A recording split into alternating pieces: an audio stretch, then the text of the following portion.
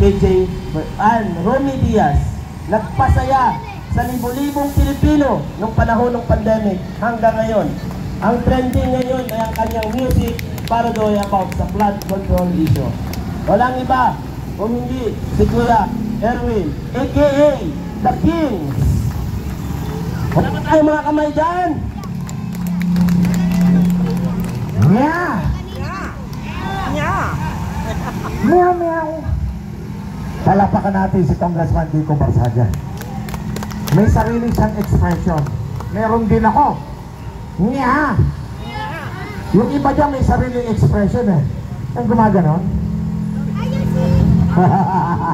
Kanya-kanyang expression yan. Alam nyo mga kasama, magpapakalala muna ko sa inyo lahat. Ako po isang social media influencer. Nakakasawa na rin yung makapag-away ka, makapagsigawan ka sa daan, makapag-away ka sa Facebook dahil may gusto tayong ipaglaban.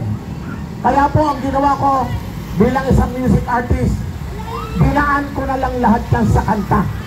Lahat ng nakikita ko, lahat ng nararamdaman ko, inilalagay ko sa isang kanta. Mahirap makapag-away. Mas masakit sa kanila yan. Pero mas masakit ang marinig kaya ang katotohanan. Sabi ko nga po sa inyo, kayo ba'y napapagod na?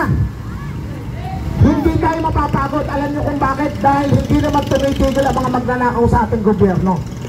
Habang sila nagnanakaw, patuloy na gumagawa ng kabuktutan, tayo patuloy din nalalaban. No? Ayos pa sa ating mga Pilipino.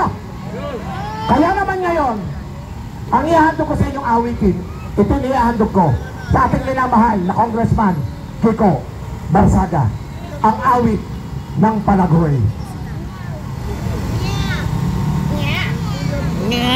Mabuhay tayo mga Pilipino.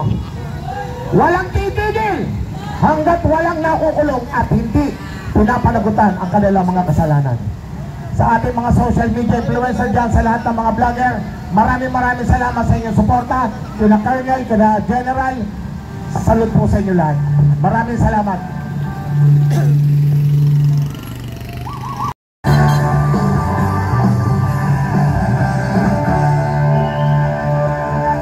Natatawa sa nakikita, napapalo